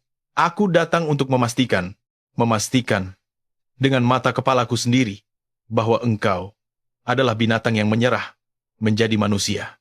Dan untuk menekan tombol terakhir dari rancanganku, Aisyah melempar Bambang kembali ke sofa. Bambang menatap udara kosong dengan mata nanar. Ia menyadari bahwa lawan yang ia hadapi bukanlah seorang wanita, melainkan institusi intelijen negara itu sendiri. Ia berjalan masuk dengan kakinya sendiri ke dalam jebakan yang dirancang sempurna. Kau, hanya suara tak bermakna yang keluar dari mulut Bambang. Siti Aisyah menatapnya dari atas dan menjatuhkan vonis yang mengakhiri tahap pertama operasi kejam ini. Inilah perang sempurna yang dirancang oleh mantan letkol, wanita Kopassus yang engkau remehkan. Bambang ambruk di sofa, menatap hampa ke udara. Perang sempurna. Kata-kata itu melayang di benaknya seperti hantu. Lobi diliputi keheningan. Lebih dari 30 preman yang telah membuang senjatanya bahkan tidak berani bernapas keras dan hanya mengamati situasi ini. Raja mereka, sang raja hantu Bambang, telah tamat. Namun tepat pada saat itu, layaknya seekor binatang buas yang terpojok akan melakukan perlawanan terakhirnya, mata kosong Bambang tiba-tiba mengingat jeritan terakhir dari ponsel Joko, perempuan tukang bunga, gudang, di Reskrimum Polda. Ya, Sandra, ia masih memiliki kartu as terakhirnya, Rina Melati. Bambang mulai tertawa seperti orang gila. Bambang menjilat bibirnya yang berdarah dan berdiri. Perang sempurna? Jangan ngaco lu kalah Aisyah. Ia menunjuk Aisyah dengan jarinya. Anjing-anjing polisi Polda lu ngegerebek gudang? Terus kenapa? Mana yang lebih cepat? Anak buah gua nempelin pisau di leher temen lu? Atau polisi lu mendobrak masuk? Bambang memeras sisa akal sehat terakhirnya. Anak buah gua tahu arti kesetiaan. Kalau mereka ngerasa ada yang nggak beres, detik itu juga mereka bakal ngegorok leher temen lu. Lu sendiri yang bikin temen lu mati di tangan gue. Jalang gila. Tawa gilanya menggema di lobi. Mata para preman kembali bergoyang oleh secercah harapan samar. Aisyah memandang pemandangan itu tanpa ekspresi. Ia sama sekali tidak menunjukkan kegoyahan atas keputusasaan Bambang. Dia mulai berbicara dengan suara dingin, seolah sedang menasihati anak yang nakal, atau mengamati tikus di laboratorium. Bambang Wiryawan, kau masih belum paham juga situasinya. Sangat menyedihkan. Ia mengangkat ponsel tuanya. Kapan menurutmu aku melakukan panggilan pertama saat di tokoku? Itu belum sampai 5 menit sejak cecengokmu menculik temanku. Dan pusat bantuan taktisku mengunci lokasimu serta lokasi ponsel Rina dalam waktu 30 detik. Aisyah berjalan perlahan menyusuri lobi. Suara langkah kakinya bergema seperti detak jantung Bambang. Kau pikir aku melapor ke polisi biasa? Untuk menghadapi sampah sepertimu? Jangan mimpi. Ia berdiri tepat di depan Bambang. Aku sudah mengirim timku ke sana 10 menit sebelum tim Polda menggerebek gudang. Apa katamu? Mata Bambang bergetar hebat. Sebelum anak buahmu yang setia itu sempat menempelkan pisau ke leher temanku, timku sudah menguasai seluruh ventilasi dan jalur masuk gudang. Untuk pertama kalinya, senyum samar yang mungkin merupakan senyum penghinaan muncul di bibir Aisyah. Mulai sekarang, aku akan tunjukkan operasi yang sebenarnya. Yang kau lewatkan. Titik waktu, 30 menit yang lalu. Sebuah gudang logistik terbengkalai di pinggiran Bandung, Cimahi. Tempat rahasia Sinar Kejayaan menyembunyikan dana ilegal dan mengurus orang yang berutang. Bagian dalam gudang dipenuhi bau debu busuk dan jamur. Di satu sudut, Rina Melati yang diikat dengan tali dan disumpal mulutnya gemetar ketakutan. Di sekelilingnya, 6 preman sedang bermain kartu remi sambil merokok seolah bosan. Anjing, Bang Kobra kok lama banget datangnya? Tahu nih, jauh-jauh ke sini cuma buat ngurus satu jalang. Ngomong-ngomong, ini cewek lumayan juga. Sayang kan kalau dibunuh gitu aja. Lelucon kotor saling dilontarkan, dan Rina menutup matanya dalam ketakutan. Di luar gudang, kegelapan malam begitu pekat. Hujan rintik-rintik mulai turun. 2 preman yang berjaga di pintu masuk, menyalakan rokok di bawah kanopi. Sialan, cuacanya. Kata-kata mereka tidak pernah selesai. Dari dalam kegelapan, sesuatu muncul seperti bayangan tanpa suara. Terdengar suara udara terbelah. Para preman yang berjaga bahkan tidak sempat menjerit. Satu orang pingsan kejang-kejang, setelah terkena tembakan taser di leher belakangnya. Dan satu lagi, pingsan dalam sekejap setelah lehernya dicekik oleh lengan kekar. 4 pria berseragam taktis hitam serba gelap menyeret mereka ke dalam kegelapan bak hantu. Mereka bukan polisi Polda. Perlengkapan mereka bukan milik polisi. Pistol dengan peredam suara, kacamata night vision, dan emblem kecil berlambang pisau komando di lengan mereka. Mereka adalah mantan bawahan yang Aisyah sebut sebagai Pusat Bantuan Taktis. Kini, mereka adalah agen-agen terbaik dari BIN, BAIS, dan unit anti-teror yang bertugas sebagai pedang negara. Sang komandan tim, Mayor Bima yang bagi Aisyah, masihlah seorang sersan memberi isyarat tangan. Tim Alpha amankan pintu utama. Tim Bravo masuk lewat ventilasi belakang. Serang serentak dalam 10 detik. Suaranya disiarkan melalui radio komunikasi seperti bisikan. Perintah komandan, bereskan tanpa suara, tanpa terkecuali. Para preman di dalam gudang masih tidak mengetahui nasib mereka. Woi, main satu ronde lagi. Saat mereka asyik bermain kartu, penutup ventilasi usang di langit-langit gudang terbuka tanpa suara. 2 bayangan hitam meluncur turun menggunakan tali dan mendarat di lantai seringan kucing. Di saat yang sama, pintu utama yang tertutup rapat berderit terbuka. Apaan tuh? Angin? Seorang preman mendongak. Saat itu, yang terpantul di matanya adalah 4 pasang mata hijau yang menyala dalam gelap dari kacamata night vision. Apa itu? Ark. Jeritan preman itu tidak sempat bergema. Ini bukan perkelahian. Ini adalah pembersihan. Jika apa yang ditunjukkan Aisyah di lobi adalah teknik, maka ini adalah seni. Tim Alpha menerjang dari depan, dan tim Bravo menerkam dari belakang. Esensi dari Close Quarters Combat, CQC. Seorang agen mematahkan pergelangan tangan preman hingga kartu remi berhamburan ke udara, bersamaan dengan sikunya yang menghantam pelipis preman tersebut. Agen lainnya mematahkan lengan preman yang mencoba mencabut golok, lalu mencekiknya hingga pingsan. 6 preman tumbang ke lantai dalam waktu kurang dari 30 detik tanpa sempat menggunakan senjata mereka satu kali pun. Mereka tidak dibunuh. Namun, sendi dan titik vital mereka dihancurkan dengan sangat teliti, sehingga mereka tidak akan pernah bisa menjadi preman lagi seumur hidup. Komandan Tim Bima melangkahi preman-preman yang tumbang, dan mendekati Rina yang masih memejamkan mata ketakutan. Ia perlahan melepaskan kacamata night vision-nya. Wajahnya dihiasi senyum lembut untuk menenangkan warga sipil. Anda tidak apa-apa, Bu Rina Melati? Rina tidak bisa membedakan apakah ini mimpi atau kenyataan. Siapa? Kami datang atas perintah Letnan Kolonel Siti Aisyah. Ia melepaskan sumpalan di mulut Rina dengan hati-hati dan memotong talinya. Anda sudah aman sekarang. Mohon bertahan sebentar. Pasukan kepolisian akan segera menggerebek tempat ini secara resmi. Mayor Bima menekan earpiece di telinganya. Pusat, di sini burung hantu 1. Paket telah diamankan. Tidak ada luka. Area telah dibersihkan.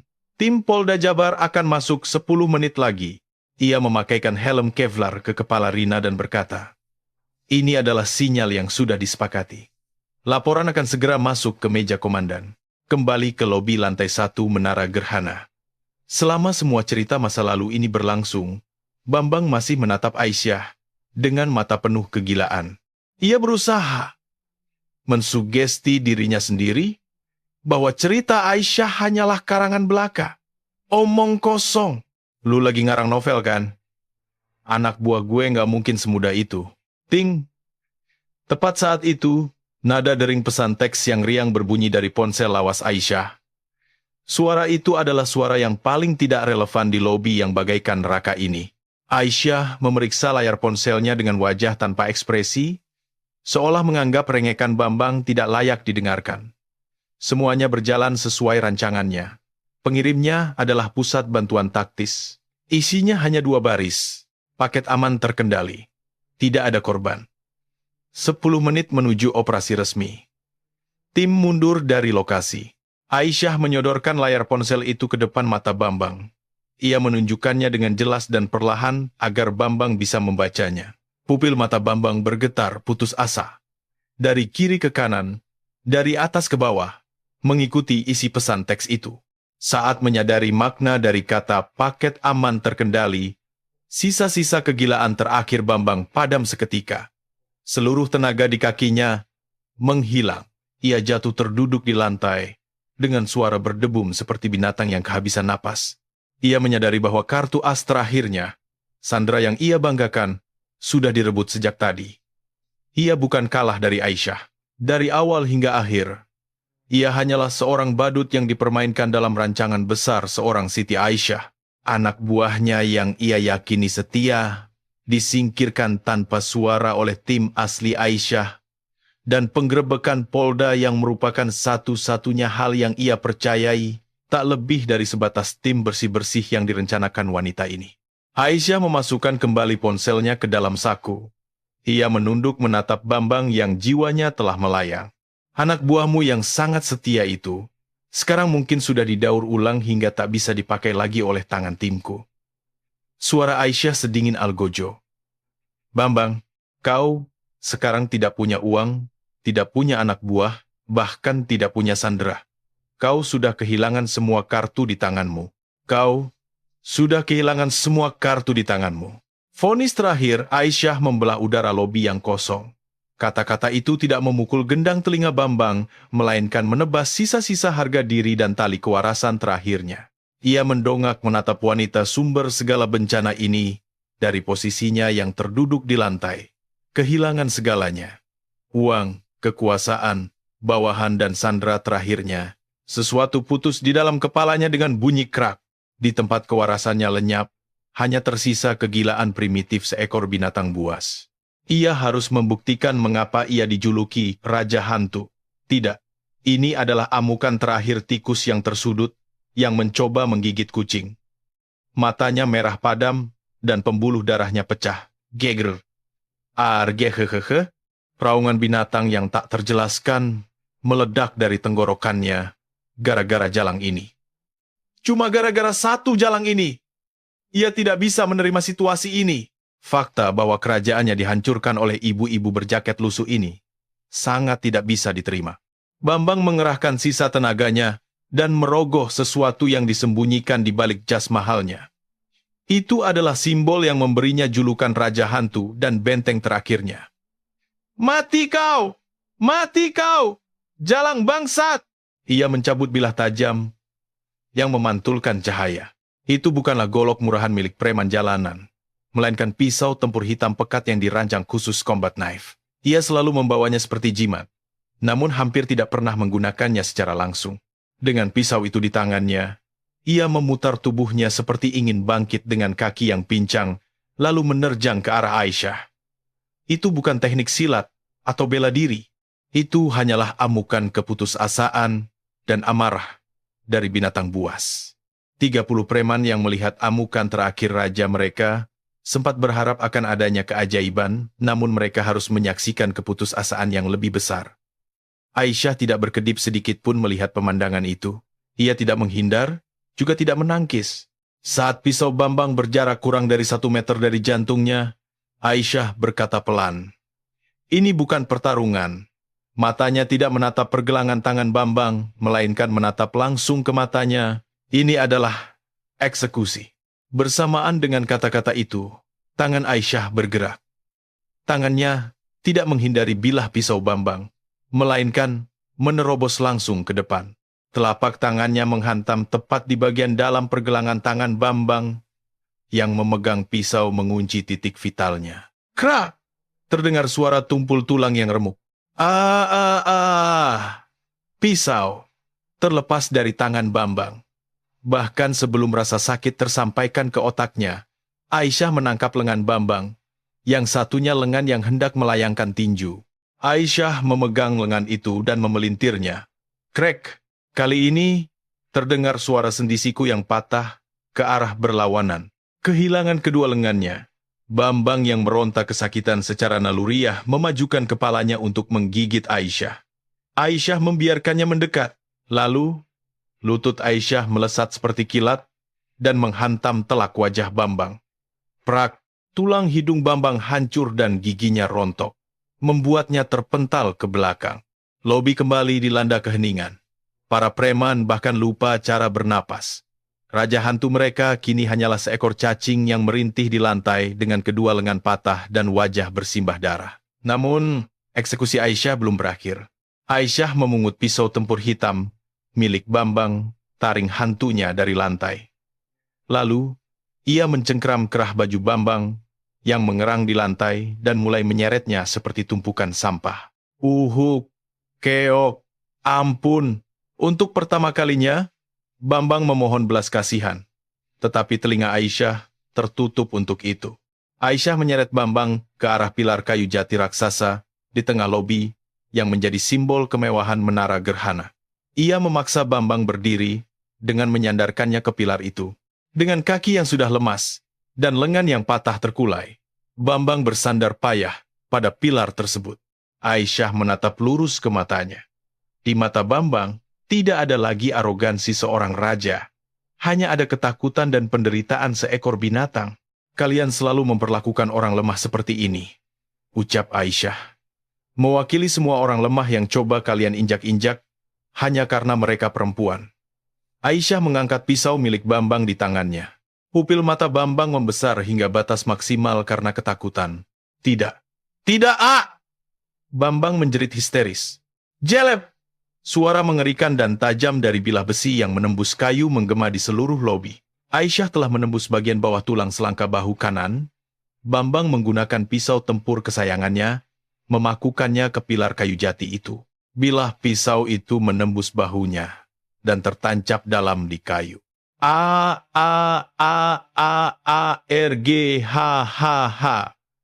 Jeritan yang keluar dari mulut Bambang sungguh tak bisa dipercaya berasal dari seorang manusia, seolah jiwanya sedang dikoyak. Ia meronta untuk melepaskan diri dari pilar, tetapi tubuhnya telah dipajang oleh senjatanya sendiri. Namun Aisyah tidak berhenti. Ia memungut salah satu golok milik preman yang paling tajam di lantai. Lalu, ia melangkah menuju bahu kiri Bambang, tempat lengan bebas terakhirnya berada. Bambang menggelengkan kepalanya dalam ketakutan. Salah! Ampun. Saya salah. Tolong. Jeleb! Suara besi kedua berbunyi. Aisyah memakukan golok tajam itu menembus bahu kiri Bambang ke pilar. Kini, Bambang terpaku seperti orang berdosa di kayu salib, berlumuran darahnya sendiri. Kotoran dan ketakutan dipajang di pilar utama menara gerhana, tempat yang pernah menjadi singgasananya. Ia bahkan tidak punya sisa tenaga untuk menjerit. Ia hanya memuntahkan darah dengan napas tersengal-sengal. Dengan kedua tangan, kedua bahu, dan wajah yang hancur, ia tak lebih dari mayat hidup. Melihat eksekusi yang luar biasa brutal dan mendominasi ini, sekitar 30 preman di lobi kehilangan semangat bertarung mereka sepenuhnya. Mereka bahkan tidak bisa berdiri tegak. Seolah berjanji, mereka berlutut serentak. Brak, bruk, 30 pria membuang sisa-sisa perlawanan terakhir mereka dan menyerah di hadapan eksistensi absolut bernama Siti Aisyah. Beberapa dari mereka mengompol karena ketakutan yang mencekam, dan beberapa muntah sambil terduduk. Raja mereka telah runtuh. Tidak, ia telah dibongkar paksa. Kerajaan mereka telah berakhir. Aisyah menatap Bambang yang terpasak di pilar sejenak. Mata pria itu sudah kehilangan fokus. Aisyah menyekat tangan kanannya yang terkena darah Bambang ke celana jeans usangnya. Kemudian, ia menghadap ke arah 30 preman yang berlutut, dan ke arah Bambang yang tergantung di pilar, menjatuhkan vonis terakhir dari eksekusi brutal ini. Suaranya cukup dingin untuk terukir selamanya di tulang para preman. Inilah harga yang harus kalian bayar karena berani meremehkanku. Hanya karena aku perempuan, dan karena menyentuh sahabat serta keluargaku dengan tangan kotor kalian. Vonis terakhir Siti Aisyah membekukan udara lobi. Itu bukan lagi ancaman atau peringatan, melainkan surat putusan hukuman mati yang telah dieksekusi. Bambang yang tertusuk di pilar kini bahkan tidak bisa menghembuskan napas kesakitan dengan benar. Matanya kehilangan fokus dan hanya menatap kosong pada ujung sepatu kets usang milik ibu-ibu yang sangat ia remehkan tadi. 30 preman yang berlutut bahkan lupa cara bernapas. Mereka menyaksikan secara langsung bagaimana raja mereka, raja hantu yang menguasai malam Bandung, runtuh dengan begitu tak berdaya dan menyedihkan. Ketakutan menyebar seperti wabah penyakit, menelan sisa-sisa semangat perlawanan mereka. Kini, Satu-satunya penguasa di ruangan ini hanyalah Siti Aisyah seorang. Tepat pada saat itu, keheningan bak neraka itu tidak dipecahkan oleh suara sirene kepolisian. Boom! Boom! Boom! Dari luar lobi, terdengar suara hantaman berat dan mekanis, seperti alat pendobrak yang menghancurkan gerbang kastil. Bahu para preman tersentak ketakutan. Pandangan mereka serentak tertuju pada pintu masuk utama menara gerhana. Detik berikutnya, bersamaan dengan suara ledakan keras duar, pintu utama raksasa yang terbuat dari kaca anti peluru terlempar ke dalam secara utuh. Pecahan kaca menutupi lantai lobi. Melalui celah pintu yang hancur itu, granat asap bergulir masuk dengan suara mendesis, dan dalam sekejap asap kelabu menutupi lobi. Polisi! Semua tiarap! Tangan di belakang kepala! Bergerak! Kami tembak! Dari balik asap, titik-titik merah laser dari senapan serbu berkelebat. Personel bersenjata lengkap dengan seragam taktis hitam dan helm Kevlar merangsek masuk ke dalam lobi dengan formasi tempur yang sempurna.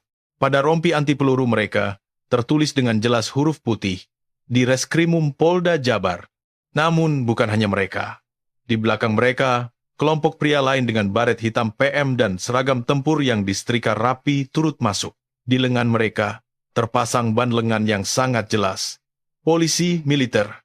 Wajah para preman kini tidak hanya pucat karena ketakutan, tapi dipenuhi keputusasaan mutlak. Pasukan khusus Polda. Itu saja sudah berarti tamat. Tapi polisi militer, semuanya jangan bergerak! Buang senjata! Teriak komandan tim Polda. Tapi perintah itu tidak perlu. Senjata sudah berserakan di lantai, dan para preman sudah berlutut sambil menunduk ngeri. Tim taktis sesaat kebingungan melihat pemandangan aneh ini. Mereka mengantisipasi perlawanan sengit, tembak-menembak. Namun yang mereka lihat adalah 30 anggota sindikat yang menyerah secara sukarela. Dan seorang pria yang dipamerkan di pilar kayu raksasa di tengah lobi, dengan 2 bilah pisau tertancap menembus tubuhnya. Ya Tuhan, apa itu? Seorang perwira polisi muda tak bisa menyembunyikan keterkejutannya itu. Bambang Wiryawan? Mereka telah melihat foto Bambang sebelum masuk, namun sulit dipercaya bahwa sosok yang bersimbah darah itu adalah orang yang sama. Pandangan mereka secara alami beralih pada satu-satunya eksistensi ganjil di ruangan itu. Di tengah semua kekacauan ini, berdiri tegak dan tenang di tengah kepulan asap, seorang wanita berjaket hoodie usang. Siti Aisyah. Wanita itu. Siapa wanita itu? Moncong senapan tim taktis secara naluriah terarah kepadanya. Angkat tangan! Angkat tanganmu sekarang! Tepat pada saat itu, dari belakang mereka terdengar suara berat dan rendah yang menggema tajam. Turunkan senjata kalian! Menerobos tim taktis. Seorang pria parubaya yang mengenakan jaket lapangan bertuliskan, polisi bukan seragam resmi melangkah maju. Matanya tajam, dan wajahnya menunjukkan pengalaman panjang sebagai penyidik. Ia adalah Kompol Ridwan, Kepala Unit Kejahatan dan Kekerasan, Polda Jabar. Segera turunkan senjata kalian dari beliau. Mendengar bentakan Kompol Ridwan, para anggota tim kebingungan, namun mereka patuh dan menurunkan moncong senapan mereka. Kompol Ridwan mengedarkan pandangan ke seluruh penjuru lobi yang hancur lebur. Pandangannya sempat terhenti pada Bambang yang dipaku di pilar. Ia tampak menggelengkan kepalanya pelan sejenak. Kemudian ia berjalan lurus ke arah Siti Aisyah. Ia tidak menginterogasi atau mengancamnya seperti polisi lainnya. Sebaliknya, ia berhenti pada jarak beberapa langkah, dan dengan tegap melakukan sikap hormat, sebuah penghormatan ala militer yang penuh rasa segan. Siap, Letkol? Satu kalimat itu bergema di seluruh lobi. Mata para preman, anggota tim taktis Polda, dan polisi militer terbelalak lebar. Letkol! Wanita berjaket usang ini! Kompol Ridwan tidak mempedulikan tatapan orang-orang di sekitarnya. Ia hanya fokus memeriksa keadaan Aisyah. Anda tidak apa-apa, Dan. Kami langsung bergerak secepat mungkin setelah menerima laporan dari pusat BAIS, tapi suaranya terdengar penuh penyesalan. Ia tahu Aisyah melangkah masuk ke neraka ini sendirian. Aisyah membalasnya dengan anggukan kecil. Ia menunjuk Bambang yang tergantung di pilar dengan dagunya. Target operasi, Bambang Wiryawan. Dan 30 orang yang tiarap di sana adalah anggota inti Sinar Kejayaan. Suaranya datar seperti komandan lapangan yang telah menyelesaikan semua misinya. Tatapan Kompol Ridwan kembali tertuju pada Bambang. Sebagai bentuk laporan resmi, ia harus bertanya, apa yang terjadi di sini? Ia menatap dua pisau yang tertancap di pilar dan bertanya. Aisyah tidak menghindari tatapan itu dan menjawab dengan suara yang bisa didengar semua personel di ruangan, namun tanpa emosi apapun. Dalam proses penangkapan pelaku, Aisyah menarik napas. Terjadi perlawanan yang sengit. Perlawanan yang sangat sengit. Kompol Ridwan sepenuhnya memahami makna di balik kata-kata itu. Ia melihat 13 orang yang terkapar di ruangan ini. Joko dan tim keamanan. Bambang yang dipaku di pilar. Dan 30 orang yang berlutut. Menyebut semua ini hanya perlawanan sengit. Sangat tidak cukup untuk menggambarkan wanita ini yang menghabisi mereka semua sendirian. Ia berdecak kagum dalam hati. Namun di luar ia mempertahankan ketenangan sempurna. Siap? Dimengerti? Ia menerima laporan Aisyah secara resmi. Lalu, ia berbalik ke arah anggota timnya dan mengeluarkan perintah layaknya seorang polisi sejati. Tunggu apa lagi? Amankan TKP. Tim medis, cepat turunkan bajingan yang dipaku di pilar itu. Petugas medis berlari masuk, ngeri melihat kondisi Bambang. Proses mencabut paksa pisau dan golok itu sungguh mengerikan. Jeritan Bambang sekali lagi menggema di lobi. Namun kali ini, tidak ada satupun yang menaruh rasa iba padanya. Ia dimasukkan ke tandu dan dibawa keluar. Kompol Ridwan berjalan ke arah preman-preman yang berlutut. Ia mengangkat megafon. Terhitung mulai saat ini, semua yang tergabung atau terlibat dalam sindikat Sinar Kejayaan, suaranya mendominasi lobi. Ditangkap secara paksa atas tuduhan pembentukan dan keanggotaan organisasi kejahatan, premanisme, serta pencucian uang. Perlawanan akan sia-sia. Melawan berarti akan ditembak di tempat. Tim taktis Polda dan polisi militer bergerak serempak. Mereka memborgol para preman yang dengan ngoceh dan gemetar menyerahkan tangan mereka. 30 pria bertubuh besar itu digiring keluar dengan patuh layaknya sekawanan domba.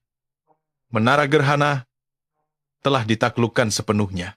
Kompol Ridwan menghalangi langkah petugas medis yang membawa tandu Bambang. Bambang yang setengah sadar karena rasa sakit dan obat-obatan. Dipaksa mendengarkan Kompol Ridwan yang membacakan kejahatannya secara resmi dan tepat di telinganya. Bambang Wiryawan, Anda ditangkap atas tuduhan penculikan, penyekapan ilegal, percobaan pembunuhan, penganiayaan berat, lintah darat, penggelapan pajak, prostitusi terselubung, dan ia berhenti menarik napas. Lalu, ia menambahkan dakwaan paling berat yang menyentuh inti dari kasus ini. Tuduhan membentuk dan memimpin sindikat kejahatan terorganisir. Ia menatap mata kosong Bambang dan memberikan pukulan mematikan terakhir. Sambil melirik sekilas ke arah Aisyah, Kompol Ridwan melanjutkan, selain itu, atas tindakan perlawanan saat operasi penegakan hukum resmi yang dibantu oleh mantan Komandan Pasukan Khusus Anti-Teror. Telinga para preman dan polisi menajam mendengar kalimat ini. Dan upaya percobaan pembunuhan dengan senjata tajam terhadap aparat, kami menambahkan tuduhan melawan petugas negara dengan kekerasan dan percobaan pembunuhan terencana. Ini adalah penyelesaian hukum yang sempurna. Semua tindakan Siti Aisyah diklasifikasikan sebagai bantuan resmi penegakan hukum, dan perlawanan Bambang menjadi kejahatan perlawanan terhadap petugas negara. Eksekusi yang Aisyah lakukan akan tercatat sebagai tindakan pembelaan diri yang sah, atau prosedur pelumpuhan tersangka bersenjata yang melawan. Mendengar kata Letkol Kopassus, polisi militer, dan operasi negara, Bambang menyadari dalam kesadarannya yang kian memudar, bahwa lawan yang ia usik bukanlah sekadar wanita biasa, melainkan pedang negara itu sendiri. Sesuatu yang tak pernah bisa ia bayangkan. Ia kehilangan kesadaran, bahkan sebelum sempat merasakan ketidakadilan. Semua keributan telah reda. Aisyah melangkah keluar dari lobi, menginjak pecahan kaca. Kompol Ridwan buru-buru menyusulnya. Letkol, tunggu sebentar. Aisyah menghentikan langkahnya. Sandera, Rina Melati, telah berhasil diselamatkan dengan sempurna oleh tim Anda. Saat tim kami tiba di Cimahi, lokasi sudah bersih. Sekarang korban sudah dievakuasi dengan aman ke Rumah Sakit Hasan Sadikin. Kerja bagus, Komandan Ridwan. ucap Aisyah sambil menarik tudung jaketnya kembali. Dan Ridwan ragu-ragu. Untuk laporannya, saya akan menulis bahwa perlawanan Bambang sangat brutal dan tindakan Anda proporsional. Ia mengisyaratkan bahwa ia akan menutupi kekerasan ekstrem yang Aisyah lakukan. Namun Aisyah menoleh padanya. Matanya telah kembali menjadi mata lelah pemilik kafe, tetapi ketajaman di lubuk hatinya tetap ada. Tidak, Komandan Ridwan, tulislah laporannya sesuai fakta yang terlihat di lapangan. Jadikan ini sebagai contoh, agar sampah-sampah di tanah Parahyangan ini tidak berani lagi menginjak-injak orang yang lemah. Itu adalah sebuah perintah. Kompol Ridwan tanpa sadar kembali berdiri tegak. Siap, laksanakan. Let call. Aisyah tidak menjawab lagi. Ia berjalan perlahan menembus udara dingin. Subuh menuju mobil usangnya. Seolah tidak pernah terjadi apa-apa malam itu. Keesokan paginya, matahari terbit seperti biasa di atas kota yang semalaman berada di bawah bayang-bayang menara gerhana. Namun, udara kota Bandung pagi ini terasa jelas berbeda. Tumpukan sampah raksasa yang menebarkan bau busuk seolah telah disapu bersih dalam semalam. Seluruh kota tampak menghela napas lega. Dan di pusat kedamaian itu, bukan di lobi yang amis oleh darah, melainkan di kamar VIP rumah sakit yang berbau samar antiseptik. Di atas spray putih yang pucat, Rina Melati perlahan membuka matanya. Seperti baru terbangun dari mimpi buruk yang panjang, ia tidak langsung menyadari di mana ia berada. Mendengar suara gesekan teratur dari samping, ia menolehkan kepalanya. Di sana, duduk membelakangi sinar matahari pagi, sahabatnya, Siti Aisyah. Jaket hoodie lusuhnya sudah tidak ada. Digantikan dengan sweater biasa seperti hari-hari biasa. Aisyah terlihat lelah seolah belum tidur semalaman. Tetapi sosoknya bukanlah sang algojo tadi malam, melainkan Aisyah, pemilik kafe musim hujan yang Rina kenal. Di tangannya terdapat sebilah pisau buah kecil, dan dengan gerakan yang cekatan namun hati-hati, ia sedang mengupas sebuah apel merah. Kulit apel yang terkelupas panjang melingkar sempurna tanpa terputus sekalipun, sama persis seperti rencananya yang tak bercelah. Aisyah, panggil Rina dengan suara serak. Suara pisau buah terhenti. Aisyah meletakkan apel yang baru setengah dikupas dan menoleh ke arah Rina.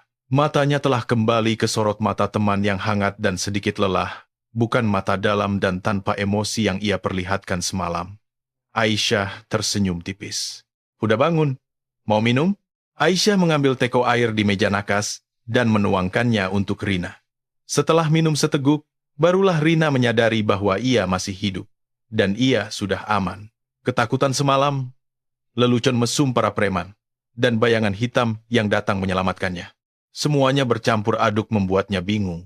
Apa yang terjadi semalam? Tanya Rina dengan suara bergetar.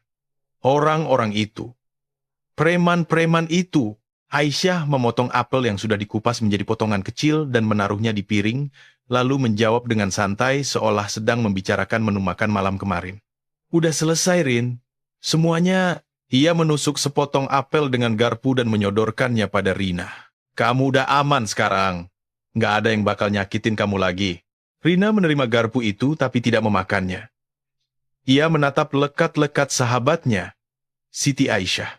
Teman yang sudah ia kenal selama lebih dari 10 tahun, yang hanya mencintai kopi, pendiam, dan terkadang terlihat lelah dengan urusan duniawi.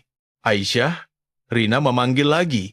Suaranya kini bukan lagi ketakutan melainkan rasa penasaran yang murni. Sebenarnya, kamu ini siapa? Pertanyaan itu. Pertanyaan yang Aisyah pikir suatu saat harus ia hadapi. Aisyah menatap keluar jendela sejenak. Pemandangan pagi kota Bandung yang damai. Siapa aku di masa lalu? Itu nggak penting. Ucap Aisyah pelan. Ia menatap Rina kembali. Di matanya tidak ada kebohongan atau rahasia yang disembunyikan. Yang penting adalah siapa aku sekarang? Aisyah dengan lembut menggenggam tangan Rina yang memegang garpu. Aku ini Siti Aisyah, teman Rina Melati. Suaranya tegas dan cuma ibu-ibu biasa, pemilik kafe di ujung jalan. Aisyah tersenyum lebih lebar dari sebelumnya kepada Rina. Makanya, cepat dimakan. Kamu harus cepat pulih. Kalau kamu nggak ada, siapa yang ngurus toko bunga cantik itu? Rina tidak bertanya lebih jauh. Kata teman, satu kata itu meluluhkan semua ketakutan dan pertanyaannya semalam, layaknya salju yang mencair. Rina memasukkan potongan apel pemberian Aisyah ke dalam mulutnya. Rasanya manis dan segar. Tepat saat itu, televisi di sudut ruang rawat menyiarkan berita pagi. Suara penyiar berita terdengar cukup antusias. Benar-benar peristiwa yang belum pernah terjadi dalam sejarah kota Bandung. Semalam, sindikat kejahatan raksasa, PT Sinar Kejayaan, yang telah menjadi parasit di tengah masyarakat, berhasil dibongkar total hanya dalam satu malam. Pandangan Rina dan Aisyah serentak beralih ke TV. Di layar tampak garis kuning polisi, membentang di depan pintu Menara Gerhana, dan sekitar 30 anggota sindikat, dengan kepala tertunduk digiring masuk ke dalam bus tahanan polisi. Di antara mereka, terlihat sosok Joko si Kobra. Lengannya dibalut perban, dan ekspresinya benar-benar hancur penuh keputusasaan. Penyiar terus membacakan berita. Operasi ini melibatkan Polda Jabar, Polisi Militer, Kejaksaan Tinggi, dan Ditjen Pajak, dan merupakan operasi gabungan yang sempurna. Seluruh aliran dana ilegal Sinar Kejayaan berhasil dibekukan, dan lebih dari 5 tempat hiburan malam serta sarang perjudian digerebek secara serentak. Layar berganti memperlihatkan seorang pria yang dibawa masuk ke dalam ambulans dengan tandu. Wajahnya disensor mozaik. Tetapi siapapun yang tahu bisa menebak bahwa itu adalah Bambang Raja Hantu. Suara penyiar berlanjut. Pemimpin sindikat, BW, menderita luka berat setelah melakukan perlawanan sengit saat polisi hendak mengeksekusi surat perintah penangkapan di lokasi. Rina menatap layar dengan melongo, lalu kembali melihat Aisyah yang sedang asyik mengupas apel kedua seolah sama sekali tidak tertarik dengan berita itu. Pihak kepolisian menyatakan bahwa kunci keberhasilan operasi besar ini bermula dari informasi yang berani diberikan oleh seorang warga negara yang patriotik. Rina tanpa sadar tertawa kecil mendengarnya. Warga negara patriotik? Warga patriotik itu sekarang ada di depan matanya, sedang mengupas apel dengan postur tubuh yang paling sempurna di dunia. Semuanya telah kembali ke tempat yang semestinya. Tidak, kembali ke tempat yang jauh lebih baik. Kamera perlahan bergerak mundur dari jendela ruang rawat rumah sakit, menampilkan pemandangan kota Bandung dari atas. Sosok Aisyah dan Rina semakin mengecil, dan suara narator mulai terdengar. Mereka hanya melihat seorang wanita lemah yang mengenakan jaket usang. Mereka melihat ibu-ibu biasa, dan menganggapnya sebagai mangsa yang mudah untuk memamerkan kekuasaan mereka. Mereka membaca kelemahan di balik wajah lelah Siti Aisyah. Namun, mereka tidak melihatnya. Mereka tidak melihat beban dan tanggung jawab seorang letnan kolonel yang telah mendedikasikan hidupnya untuk negara yang tersembunyi di balik kelelahan itu. Mereka tidak melihat keteguhan hati seekor burung hantu Kopassus yang mampu menembus jantung musuh yang hidup dalam tatapan tanpa emosi itu. Kesalahan terakhir yang dilakukan Bambang Wiryawan dan sindikatnya adalah arogansi. Mereka menilai lawan hanya dari penampilan luar, menganggap diam sebagai kelemahan, dan meremehkan ketenangan sebagai sikap mengalah. Dan mereka melupakan hukum paling kuno di dunia ini, bahwa orang yang paling pendiam bisa jadi adalah orang yang paling mematikan. Di hadapan rencana sempurna dari seseorang yang rela kembali menjadi monster demi melindungi orang yang paling berharga baginya, sebuah kerajaan kejahatan raksasa pun bisa runtuh hanya dalam waktu satu malam. Kisah kita hari ini berakhir di sini. Bagaimana pendapat Anda tentang rencana sempurna dan pembalasan brutal yang dilakukan oleh mantan letkol wanita SAT 81 Kopassus Siti Aisyah? Jika melihat sosoknya yang hidup diam-diam menyembunyikan kekuatannya, atau usahanya menegakkan keadilan demi sahabatnya membuat Anda merasa puas dan lega, jangan lupa untuk menekan tombol like dan subscribe sekarang juga. Menurut Anda, apa definisi dari kekuatan yang sesungguhnya? Dan bagaimana seharusnya masyarakat kita menghukum sampah-sampah seperti mereka? Silakan tinggalkan pendapat Anda di kolom komentar. Kami akan membaca setiap kisah dan pendapat Anda.